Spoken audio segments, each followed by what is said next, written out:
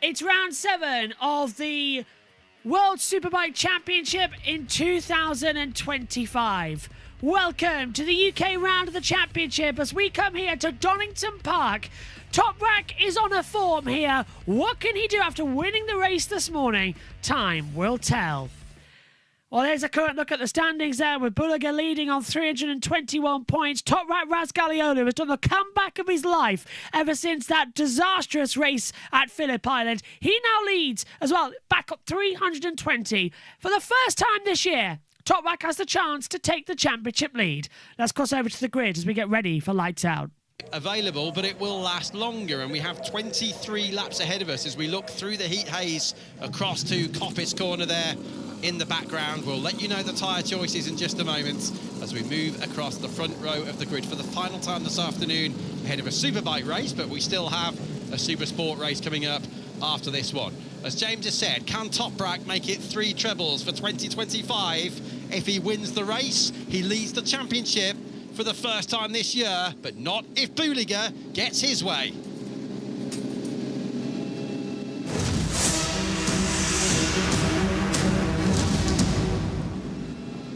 Welcome to Donington Park. Let's take a look then at how they line up on the grid. Toprak Razgaliolu is on pole from Nicolo Bulliger and Sam Lowes. Then it's Battista Locatelli and Jonathan Ray. Let's head over for our commentators. Current conditions. Sam Lowes is nursing a slight shoulder injury. There he is after the collision at Redgate Corner yesterday, triggered by Jari Montella, who, along with Alvaro Bautista, also ended up in the gravel. Despite that injury, Sam was still on the podium in the Superpole race for the second time this season. The first was at Assen. The Superpole race was earlier on, and here we are on board with the drone. Under the bridge, over the top of the grid, Ivo Lopez here in front of us. Alongside him to his left is Tito Rabat. The blue bike on the right is Bahattin Sofoglu. To his left, Michael Rinaldi. To his left, the red Honda of 2023 BSB champion Tommy Bridewell, as the Joey Dunlop crash helmet, so nice to be able to say that, leads out of Redgate Corner, courtesy of Jonathan Ray. JT has hopped back across to the commentary box and he brings information with us as a total weekend crowd of just shy of 53,000 watch on here at Donington Park. The info James has is on tyres. Yeah, brilliant, isn't it? I'm just waiting for it to load up, actually, Greg. I'm sorry, you can see it just buffering there on my camera, and here it comes now. It'll be here in a couple of seconds, but as we got confirmation from Toprak, he is going to try the SCX. Wow. Sam Lowes, that's the only brave. rider on the front row on that SC0, the harder one, but the 2 championship contenders so far, Nicolo Bulliger and Toprak Razgaliolu, are on the same rear tyre. So the grid is Toprak Razgaliolu, Bulliger and Sam Lowes. There's Bautista, Locatelli and Ray, Petrucci, Gerloff and Iannone, Vickers, Montella, Agata, Lucanoa, Vandermark, Gardner, Scott Redding, Bassini and Vierge, Bridewell, Ridali, Sofoglu, Rabat and Lopez in 23rd position. Atmosphere building, tension rising then here at Donington Park. This should be a really fantastic one for what is race 2 of the World Superbikes. Sorry I couldn't be here for race 1 yesterday. I was here for the Superpole race and for race 2, and it makes up for it. It's been a busy weekend. Let's see what Toprak can do. Bulliger and Razgaliolu separated by 1 point then in the championship. Sure. Let's do it all again, shall we? And see what we're going to have. Will it make a difference? 23 laps ahead of us here at Donington Park. And they are lined up 1-2 on the grid. The running towards the first corner will be key. 23 laps ahead of us. Lights out, the British round is underway and it's a good start from Sam Lowes. Great start as well from Locatelli. All going round the outside, it's turn 1. Sam Lowes has the inside line on Avia Bautista. Locatelli's 2. Bautista's dropped down a little bit as well. Sam Lowes takes second. Locatelli moves up into second position as well. He's going to have a go. Sam Lowes as well, just drifting out wide. Locatelli on the inside line into the old hairpin. Yeehaw! Sam tries to get back up underneath him as well. Toprak's got the lead of the race and Sam Lowes takes second place. So Lowes back up into second place. Daniel Petrucci's in 6th. Batista into 4th, Bulliger 2nd, all the way down now into 5th position at the start of that one. Not the way that he wanted it to turn out. Sam Lowe's is on the back of Toprak Razgaliolu. There's a bit of dust getting clicked up. Is that tyre going to work out for Toprak? Or can Sam Lowe's do the unthinkable and win at home into the Fogarty S's for the first time? And Batista looking feisty. He'll look to the inside line. Into the Melbourne hairpin we go. And he's going to get through. Batista passes Locatelli. Oh, Locatelli was a bit out of shape there. Bulliger is going to come back up. Toprak leads though. Well, that's a good start. Toprak treble in race 2 unless Bulliger can stop him. Bulliger would lose the championship lead unless Toprak beats him, says Tig as well. As things stand, the championship lead goes to Toprak Razgaliolu. Yeah, he's got the lead of this one at the moment. Into Redgate we go for the second time. And again, unless there's a rare mistake from Toprak, this could be a game changer coming through. Sam's just closing in. Garrett Gerlos in 8th position right now. He's moved ahead of Ryan Vickers, the Brit, now in 9th position.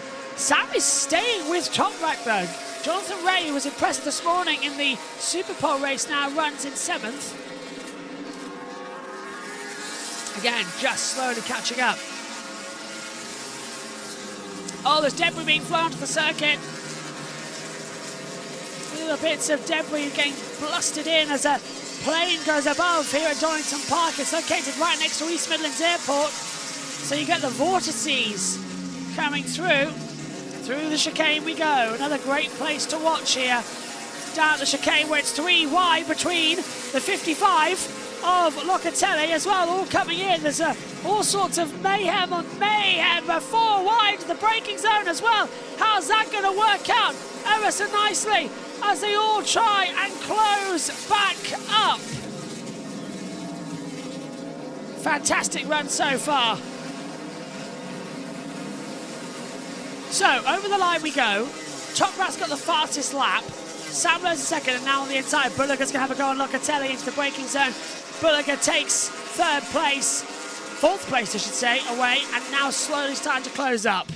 Because you can see the gap already being pulled by Bulliger's the 2 going leaders. for it. And now he's challenging his teammate down the hill to the old hairpin, but no, not this time. I wonder whether that grass we saw on the outside of Coppice and McLean's was the downdraft from an aircraft, perhaps. Yes, it was. From the airport next door, I don't know, but we'll keep an eye on that. This time up through Schwantz Curve into McLean's. Toprak then has just set the fastest lap of the race. Of course, he's got clear track in front of him on what was the first fine lap. There is, though, a lot of grass, as you can see, on the track there.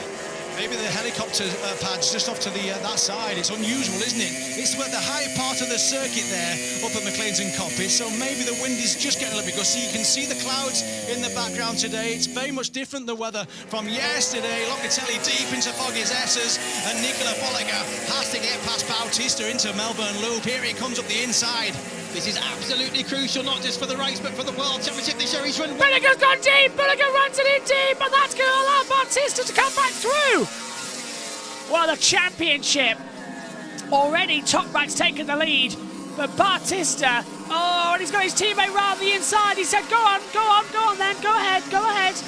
He was sort of nodding into him, wasn't he? Bulliger takes 3rd, Bautista down to 4th. Tito Rabat has dropped down. Sam Lowe's is out! Sam's out at Redgate! And he curses the sky! It was so hopeful! Sam Lowe's is out of the UK race! Oh, I'm so sorry. That could have been such an important win. Tig said, don't do anything silly, Sam. And immediately he's thrown it away at the first corner. He just on entry, just dropped it onto braking, and it goes straight down in the deck, and he curses the sky. We had a chance as there was a plane coming into land there at East Midlands Airport. Oh, and Toprak now leads, Bulliger second. There's such a vortice at the front now.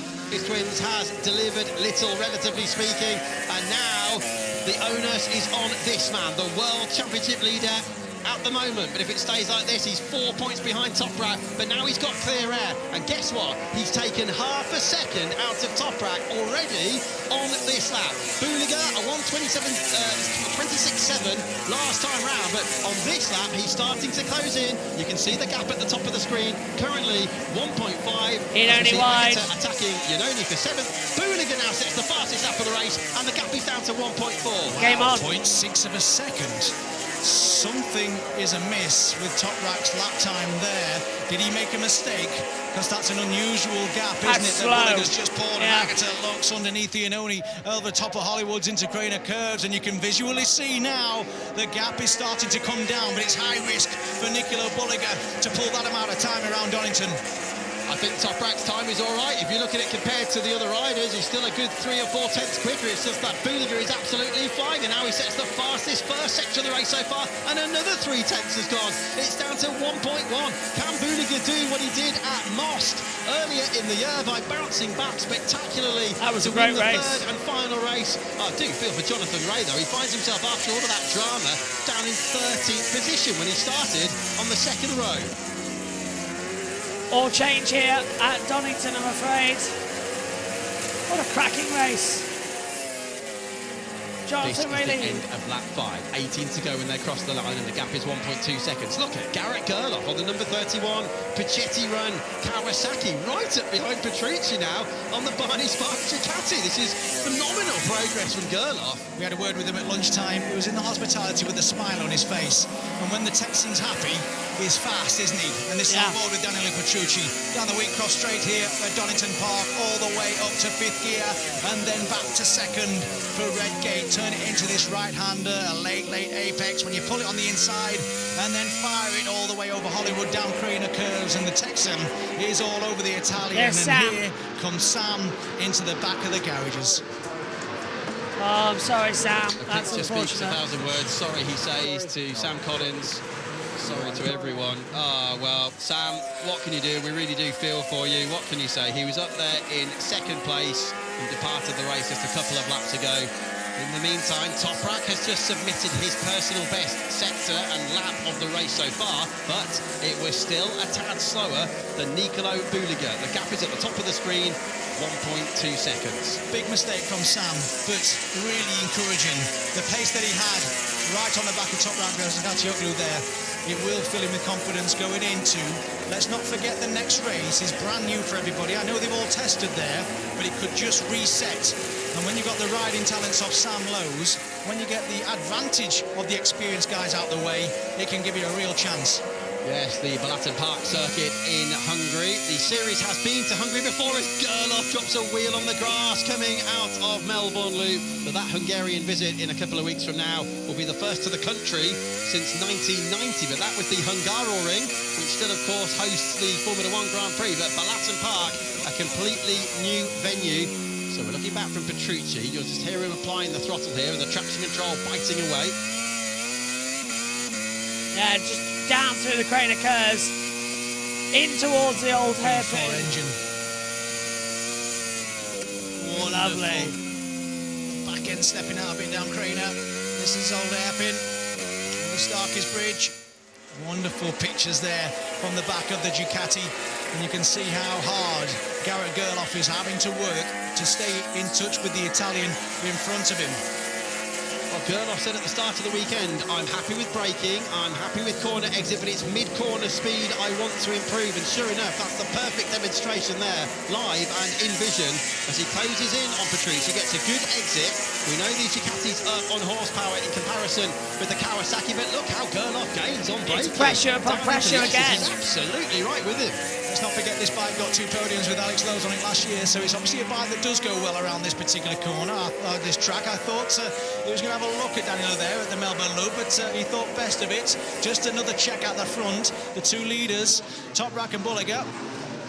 there's the Pachetti team, and that's Manuel Pachetti, the team owner there, with a bit of a wry smile on his face, Greg. Yeah, with his daughter, and you also saw their Supersport rider Jeremy Alcoba seated, who had a phenomenal storm through the field, didn't he, yesterday? Now, that last sector for Buliger was not a very good one, James. He's just off half a second, in the last sector of that last lap. It's gone up from 1.2 to 1.7 seconds. So did Buliger, I wonder, make a mistake into Goddard's corner? We'll keep a close eye on that. Don't forget Scott Redding, who had an electrical problem. He's trying to fight back through the field, and sure enough, Redding has just taken 14th position from the Honda of Vierge. The Hondas really have struggled to make an impression, haven't they, this weekend? Lecona is 12th. Vierge is 15th. Tommy Bridewell, who's also on a full factory machine, is in 19th place as this squabble continues between Petrucci's Ducati and Gerloff's Kawasaki. Let's see what Garrett can do this time. He's even closer to Petrucci, who slides that Ducati through Coppice corner, under the ghost of the Dunlop Bridge, up over the brow. I remember Aaron Slight used to be particularly spectacular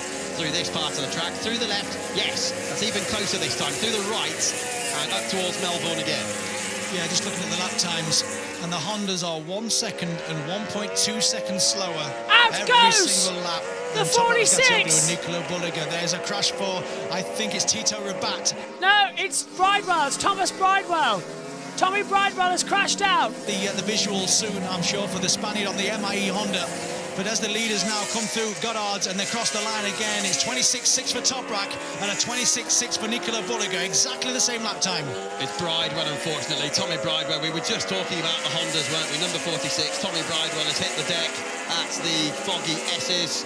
There he is, Tommy trying his best then to get back into the action. A little bit of motocross, rejoining, bringing some of the gravel trap with him. Look, as he gets back on, what happened? Well, that's the end of the incident there. And that sums up a trying weekend for Mr. Bridewell, doesn't it? Yeah, apologies. He must have taken Rabat through the gravel with him because it looked to yellow as well for that number 53 as well. So apologies for Tito Rabat there. Tommy Bridewell doing a great job this weekend of developing the Honda, but it's far off, isn't it? No wonder Tommy's here with Honda UK trying to improve that Fireblade this weekend. Yeah, in terms of Tito Rabat, he's down in 20th place. He's just about ahead of his teammate Ivo Lopez, and that is it. The two MIE Hondas there at the back of what is now a 21-rider field with 2 out of the race. 15 laps to go here. It's lap 8 of 23. Toprak Razgatlioglu leads the way at Donington Park in what is being a so far fantastic race. Buliger in second. The gap now 2 seconds as things currently stand as well. As a little bit of a side, that's Van der Mark under pressure from Jonathan Ray.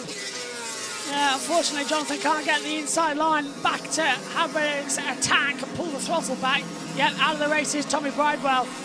So that's 2 British retirements so far. 3 left with Scott Redding, Jonathan Ray, and Ryan Vickers. They are running Redding 14th, Ray 13th, Vickers 9th at the moment. Captain America and we've got Gerloff in 6th if you want to as well. We counted Mallory Dobbs earlier on as well on the British success. That's just our friend and colleague, though, as well, as they come through. Down through the old hairpin. Toprak leading by 1.9 seconds. Buliger now he's got 2.9 to Bautista. He's got 1.9 to Locatelli. And there's the gap from 4th down. It's really on the battle. It's Van der Mark aggressively defending from Jonathan Ray as they cut through McLean's up the hill towards Coppice and then down the back straight under the Dunlop. Greg says the ghost of the Dunlop Bridge, but Toprak's already through the fog. Yes, it's down to the Melbourne hairpin. That's how quickly you're really running this lap time in. Hard on the brakes, and it's into Goddard's as well. Donington Park delivering once more an exciting challenge here in what is round 7 of the World Superbike Championship in 2025. And there you go with a beautiful Joey Dunlop replica. Johnny Wonderful. Ray. We've got Michael Dunlop here. They're hanging the trophies out as well. I'm sure Michael Dunlop is really, really touched by this gesture that Jonathan's had this weekend. Joey Dunlop, of course, 26 times an Isle of Man TT winner. Michael Dunlop now 33 times an Isle of Man TT winner. You can see the progress of our race leader and championship leader if it stays like this. Toprak Razgatlioglu, we're on board with him on the right-hand side of your screen. And this is Jonathan Ray down through Hollywood in now then 12th place. Don't forget BMW have sorted out Van der Mark's bike after all sorts of problems earlier on in the day in the warm-up and in the Superpole race. He had a tyre sensor problem. So well done to everybody down at Rocket for getting it sorted out and at least into the race, because there were fears the problems might come back. No such issues at the moment. Redding all over the back of him now, though, and of course Redding's ridden a BMW, so I guess, James, he'll know the strengths and weaknesses of Van der Mark's bike, and it might help him in choosing a possible passing position. Absolutely it will, and Redding was able to get that bike in front of him up to 4th place twice last year.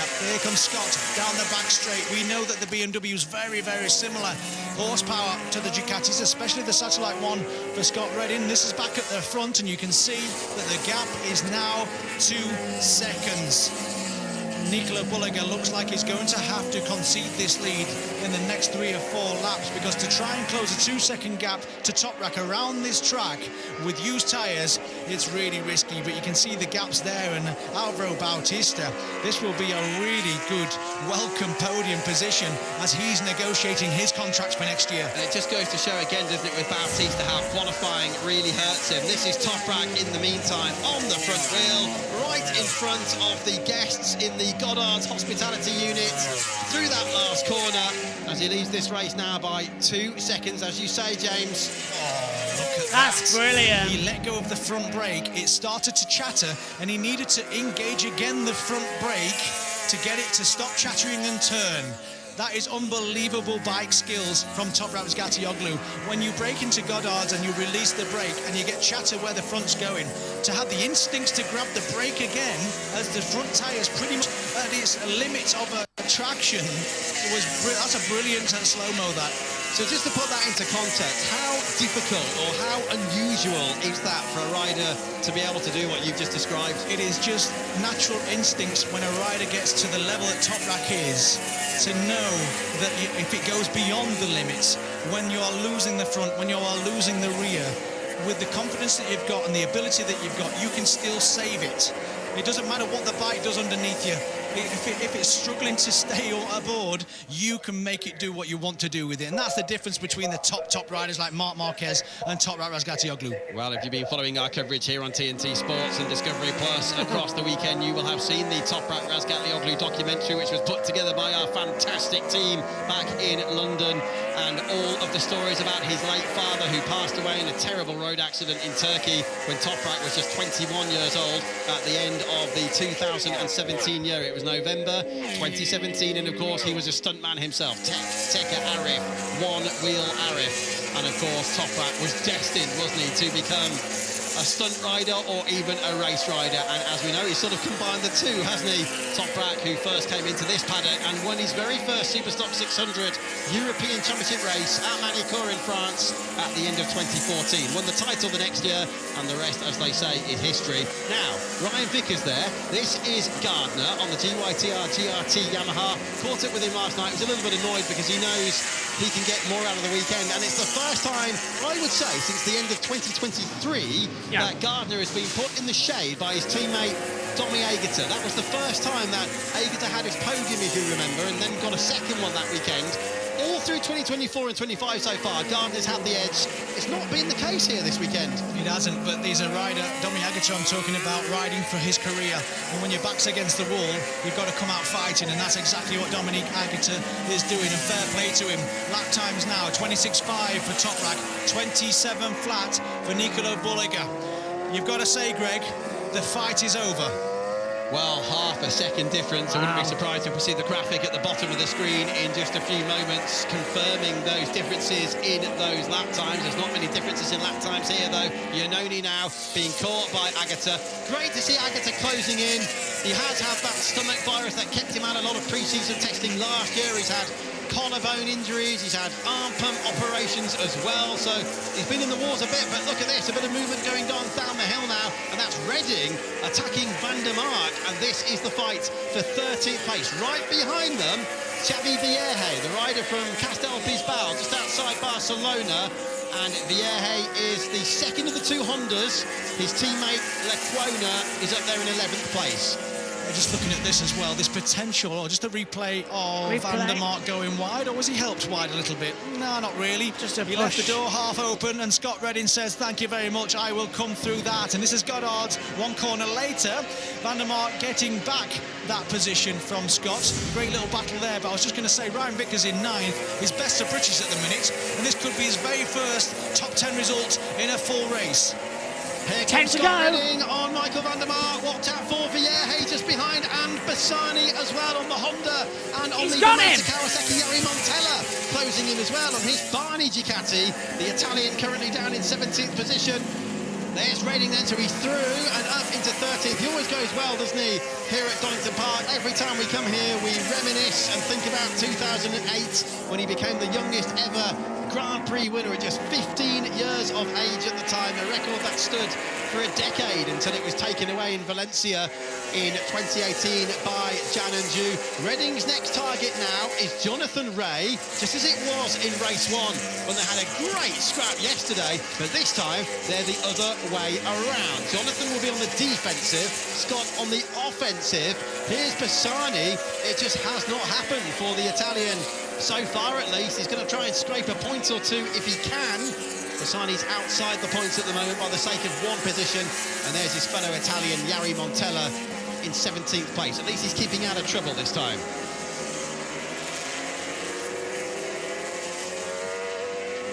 Still going on in this race though. Back down Starkeys again. Let's watch Jonathan Rea's Pata Maxis Yamaha on the change of direction through the chicane in comparison with the Bonobo bike of Scott Redding. Plenty of rumours doing the rounds, and they have been for weeks now, about Redding and his manager Michael Bartolami and the team asking for more money and all sorts of things. Of course, he did go back to Knock Hill for BSB, and we suspect he'll be doing the rest of the BSB rounds that do not clash with World Superbikes as the season goes on. In the meantime then, we're into the final third of the race now, and we're looking back from Petrucci at Gerloff, and it also looks like a late race spurt on here from Andrea Iannone as well. Yeah, obviously Garrett Gerloff is still stuck behind Daniel Petrucci. Petrucci's just been consistent, hitting every marker. You'd have to say it's going to be a disappointing finish for Petrucci. He's getting used to finishing on the podium, isn't he? And this 5th place will be a lonely 5th place as far as his other results have been so far this year. He is 3rd in the championship. He's only 20 points ahead of Álvaro Bautista, and if the checkered flag comes out now, he'll be what, 30, be 15 maybe? Yeah. As he crossed the line, so it will close that up. So this is a big result, this, for Bautista and Petrucci. Yeah, absolutely right. 15 it would be. Petrucci, of course, comfortably on target for the Independence Championship yet again. Gerloff here behind him, a former Independence champion when he was on the GRT Yamaha. But what can Andrea Iannone be? Oh, contact! Iannone's going to run off the gravel. Yes. And is he going to hit Agata? No, luckily. But he's put gravel all over the circuit. Iannone way out of shape, runs through down the Fogarty S's. Now we've got gravel on the racing line. That was unwise from Andrea Iannone, and to be fair, his contract looks like it could be up at the end of the season anyway. His redemption arc not really working too well, is it, in the main series? Despite, we believe, having received the additional support that he wanted. Oh, and no, is Van der Mark in trouble again? Yeah, I think he is. And Bassani have just gone through. Van der Mark down into 17th position. In the meantime, the lack of adhesion flags, no wonder, are out at the S's because of that gravel on the track deposited just a few seconds ago by Iannone. Okay, Van der Mark's still going, so I don't know whether he's just run wide somewhere because Montella and Bassani passed him. Van der Mark's now back in front of Axel Bassani. What a miserable weekend, though, it has to be said. Sadly so. Van der Mark. I hope everything's going to be okay when Toprak gets down to the S's next time. There's not too much gravel on the track. Here's that moment again for Iannone. Yeah, you could see him lock the front on the left, and then he had to go straight over, which then he kind of had a bit of a berm as he turned the bike from left to right, and then that flicked the gravel the opposite direction, obviously, onto that curb. Gravel. The amount of gravel there is not great. I hope that everyone gets through well. They're all getting through the chicane okay. Oh, we're starting the racing line. As they come through that gravel, there's a lot of gravel, isn't there, on the track there.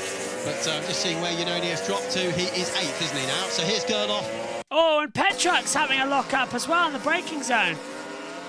And it could have been like this yesterday, you have to say, for the American Garrett Gerloff, but he was one of 2 or 3 riders, along with Ryan Vickers and co, who had to take evasive action and run wide to avoid the chaos at the first corner. That incident triggered by Montella. It took Sam Lowe's and Bautista out as well. Classic start to the race weekend, but back at the front now. Tick says that I think Inani's out of a ride next year. I agree with you. I don't think Inani's going to be there. 6 to go, gravel on the racing line. Everyone's made it through okay so far. Look at the field spread out. And it's Top Rack leading from Bulliger in 2nd place. Just fantastic racing here at Donington. Just utterly superb. Okay, let's check in again then with the wheel feed. But if it carries on like that, that's get about to mark very out. close, and the weekend goes from bad to worst for the Dutch rider. And as you're about to see, he'll be absolutely fuming. He's out. He's back in the garage. He's been so good with us here at TNT Sports this whole weekend, and thank you so much again to from all of us here at TNT Sports for the fantastic behind-the-scenes access we've had from everyone at Rocket BMW. It has been a brilliant insight, but Michael van der Mark, absolute fury there for the Dutchman, and we still don't know where he's going to be next year. Will he stay with BMW? Will he go somewhere else? Is he even going to be on the grid at all? We just don't know at this point. This is Gardner. What can he do? You saw the graphic a moment ago. He's up 5 places already, and look at those lap times. If he continues with this sort of speed, it's going to be a matter of when rather than if to pass Vickers for 9th place. But as you said already, James, a great weekend for Ryan Vickers. And as Ryan said to you earlier on in the day, it just goes to show what a little bit of prior track knowledge can do. And that's Ivo Lopez. He's just been off at Coppice. There you can just see him in the background there at the top of your screen. Track limits warning now for number one. Number one, of course, is Toprak Razgatlioglu. So he's obviously touched that green paint somewhere on the lap. Another couple of tenths off. It's now down to 1.6 seconds for Alvaro Bautista and Nicola Bulliger. 4.5 laps to go. If Alvaro Bautista gets any more confidence and gets the fishing rod out and reels him in any more, this could be a good old finish at the end of this one. You just see Vickers as well, smoking up that rear tyre. But here's Toprak out of Coppice corner. There's Bulliger in the background, and then was Alvaro Bautista. So look back up the straight. That's what a lead of 3.5 seconds looks like. And like you say, it's 1.4 now. And this is Toprak exceeding track limits just a moment ago as he touches this green paint. You're joking. It was marginal, but he touched it in the middle of the S's. Give over. That's fractional. If they've given it in for that, then come on now. I think he actually clipped. They have. Look, he clipped the green, I think, a little bit more on the way in to Foggies compared to that, because I think it should be the rule where if both wheels are on the green, because it was clearly, you could clearly see there that the rear wheel was on the curb and it was just the front that was kissing the edge of that curb there. So I'm taking it that they've seen him cutting on the way in rather than on that particular shot. Yeah, I'm with you. The green should be red, shouldn't it, really? Because green suggests okay, red is danger, red is no, red is wrong. But anyway, it is the green. And there's about 5 zones on this track where they monitor for track limits. There's another one coming up now on the outside. Not unless you're a Sheffield United fan. That's funny. I literally had you say, not if you're a Sheffield United fan. Is that what you said? Because the producer, Martin, said, not if you're a Liverpool fan. Depends where you're from. In my ears there. At exactly the same moment. I don't know what you're both talking about. Southampton, Nottingham Forest. There's a few of us, you know, in red. Oh, right, okay. Of course, talking of Nottingham Forest, we're not far from Nottingham, are we? And there's the statue of the late, great Brian Clough there. What was it he said? We'd have a conversation, we'd talk about it, we'd get down to it, and we'd decide that I was right, the one and only Brian Clough. But look at this for Toprak Razgatlioglu. It may not be the best one, but he's in the top. Of the Turkish superstar. Let's hope he doesn't touch the green this time, James. This will be 12 victories on this track.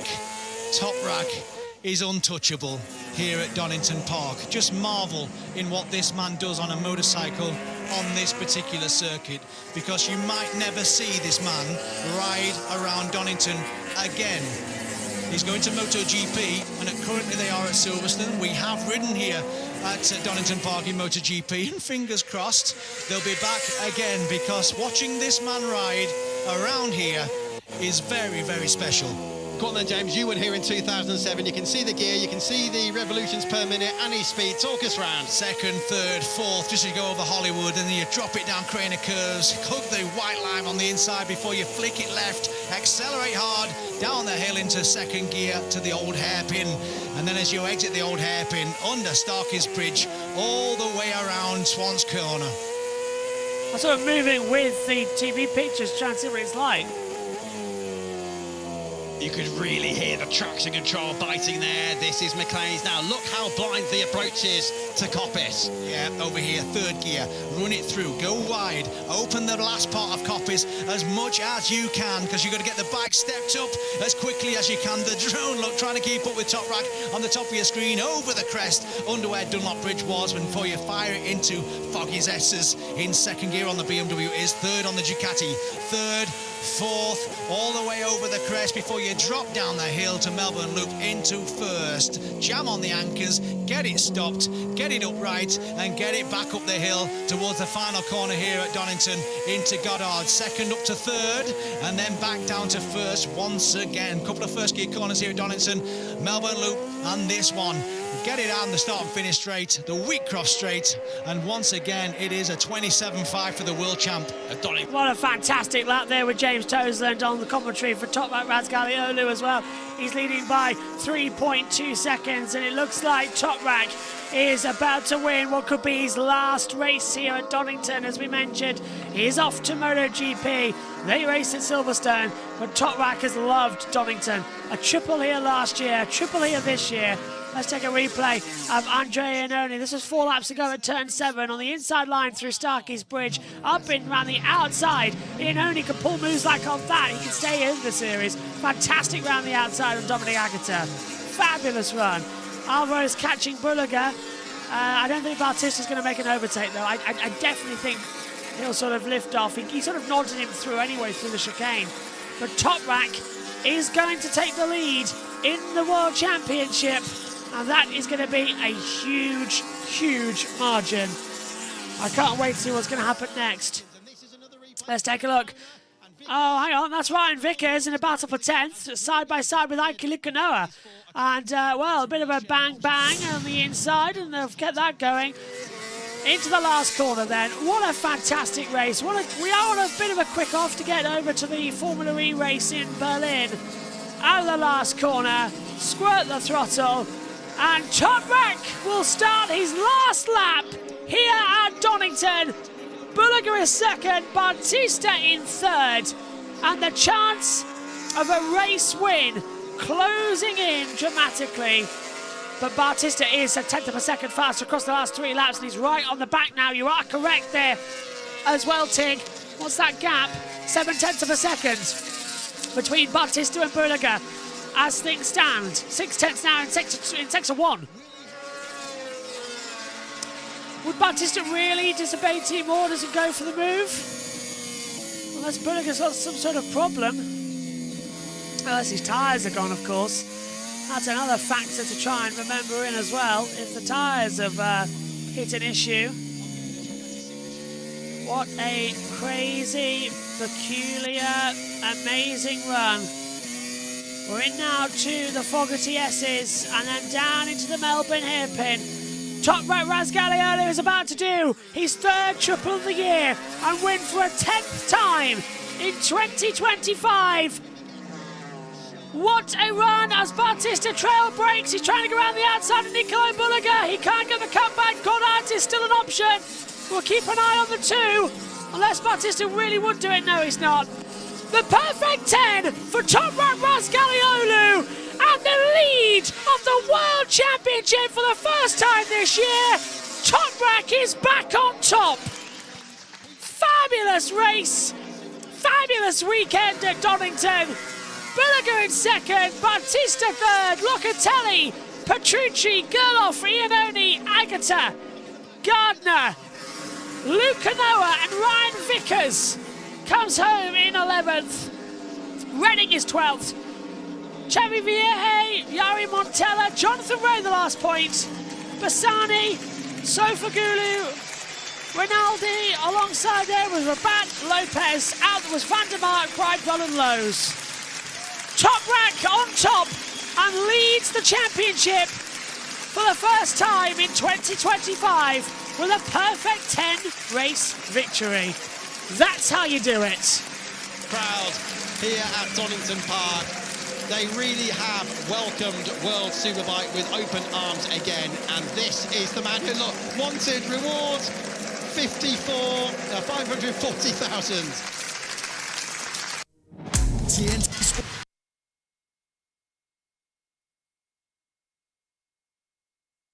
points this weekend from Toprak, retakes the championship lead for the first time since the end of last season. And for Razgadioglu, this triple is going to mean a lot. He said yesterday that getting that 10th win wasn't what his target was for this weekend. It was coming away with the hat-trick. Well, let's see what they've got planned this time around. Toprak Razgadioglu and the post-race celebration. Yeah, it's like a soap opera, this. You've got to remember what the last celebration was in order to understand the next one. But Toprak Razgadioglu, the main celebration is the championship lead. There it is in the bottom right-hand corner of your screen. A swing of 5 points in favour of Toprak. He trailed by 1. He's now up by 4. Bulliger second place in the standings, and obviously Petrucci losing some ground to Alvaro Bautista. Petrucci coming home 5th, Bautista in 3rd. Key moments in the season, we said 3 rounds. Toprak loves the circuits, and he's won 8 of the 9 races and now establishes himself in the championship leads. Yeah, and we'll go to Balaton Park next, and lots of slow corners and chicanes through there, places where Toprak's always strong, and it doesn't really have too much high-speed section. So for Razgadioglu, he'll go to Balaton thinking that this could be another opportunity for him to be able to find a little something compared to Bulliger. But for Nico, you have to look at it and say he's done a decent job this weekend. Again, came away with 3 second-place finishes. In this one, at the end of the race, very clearly being hamstrung. Toprak Razgadioglu, your World Championship leader for the first time in 2025. Let's get... Alvaro Bautista here, celebrating his 2nd consecutive 3rd place in race 2. He did the same thing at Misano in Italy. Well, my thanks to you all for joining us here for what has been a classic weekend of racing at Donington Park. Next up here, we've got the Formula E race in Berlin, followed then by the 6 hours of Sao Paulo. IMSA's up as well, and also delighted to say we'll have coverage of the men's final on JB Extra. Thanks for your company. We'll see you next time out. Bye-bye.